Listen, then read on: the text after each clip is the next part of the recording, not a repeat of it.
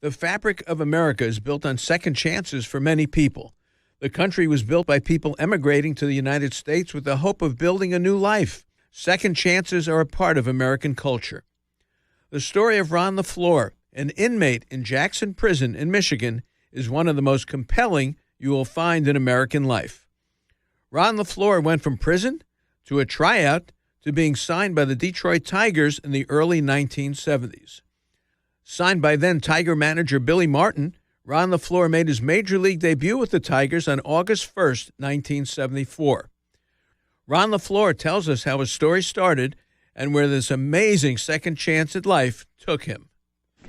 Well, really, my story started off with me writing a letter to the Detroit Tigers, and the response back from Jim Campbell and their organization said that all their players had been previously scouted, and they didn't have the manpower to send someone up. So the public relations director at the institution I was in wrote a letter to the Tigers, and they agreed to come up. So Billy came up himself, which I thought was phenomenal. I got a chance to talk to him. The fields were really muddied and rained out, so he was going to try me out. But he did tell me that he would grant me a tryout if I got a furlough from the Department of Corrections. And so I got the furlough. I went to the ballpark, and it was one of those things where you thought it would never happen for you, because my father was driving me from Jackson Prison to Tiger Stadium, and about 40 miles out, the car threw a rod. So the motor broke down. We out on the highway, hitchhiking. So we eventually get a ride. We go to the ballpark, and I go in.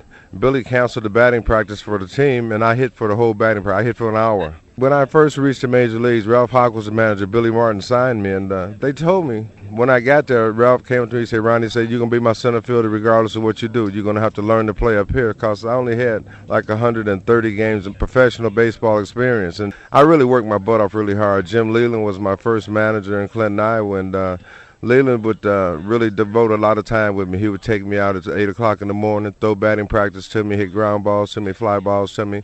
So my developing started to come around really well. Because of being a phenomenal athlete as a kid, I was a football and basketball player. My instincts was really good. So starting to learn to pick up the game of baseball was really a big factor for me. But you know, I didn't think I would pick it up that fast because I hadn't had the previous experience learning how to judge balls. And then they used to use a bazooka at one time to shoot the balls in the air, and you couldn't really see them because there's high skies usually.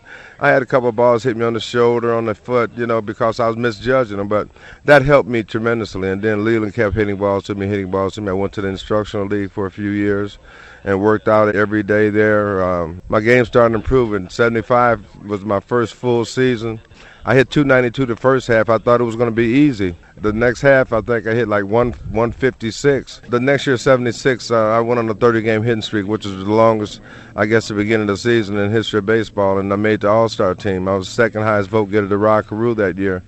It was really an amazing feat for me because not having the Little League and, you know, high school baseball experience and playing in the minor leagues a long time, but I was concentrating enough to know that I wasn't going to let anything distract me from getting to my primary goal, and that was the pinnacle of baseball, and that was to the major leagues. And then I had told all the inmates before I left prison, you guys are going to see me on TV the next year, and I didn't want to let those guys down. Ron LeFlore debuted with the Detroit Tigers on August 1st, 1974. LeFlore played for the Tigers, Expos, and White Sox from 1974 through 1982.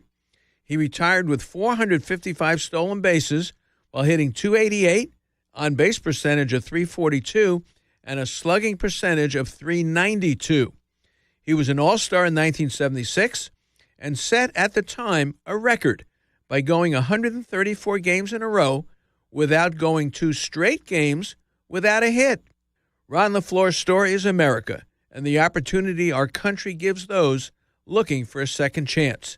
He didn't miss his pitch. U.S. History Through the Eyes of Baseball, brought to you by AmericanInnings.org.